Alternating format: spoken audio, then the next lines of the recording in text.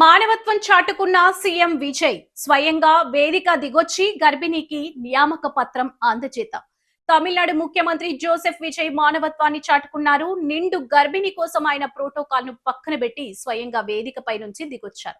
ప్రస్తుతం దీనికి సంబంధించిన వీడియో సోషల్ మీడియాలో వైరల్ అవుతుంది. ఇక వివరాల్లోకి వెళ్తే తమిళనాడు ఎలక్ట్రిసిటీ బోర్డులో ఉద్యోగాలకు ఎంపికైన 400 మందికి నియామక పత్రాలను అందజేసే కార్యక్రమం ముఖ్యమంత్రి జోసెఫ్ విజయ్ చేతుల మీదుగా బుధవారం జరిగింది.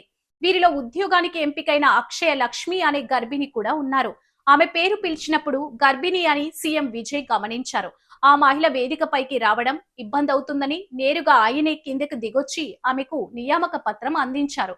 దీంతో సంతోషపడిపోయిన అక్షయ్ లక్ష్మి ముఖ్యమంత్రికి కృతజ్ఞతలు తెలిపారు. ఈ దృశ్యాలు సామాజిక మాధ్యమాల్లో వైరల్ అవుతుండగా దళపతిపై ప్రశంసలు కురిపిస్తున్నాయి.